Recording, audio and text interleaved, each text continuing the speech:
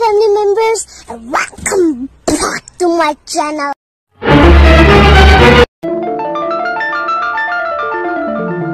Wow, ছেলেটা কি handsome. আমি তো ওর মতনই একটা বয়ফ্রেন্ড ডিজার্ভ করি। এহে বাবা, আমার দিকেই তাকাইছে, শরম করতেছে আমার। ওমা, ইগনোর করলো যে। আমি তো সুন্দর ওই।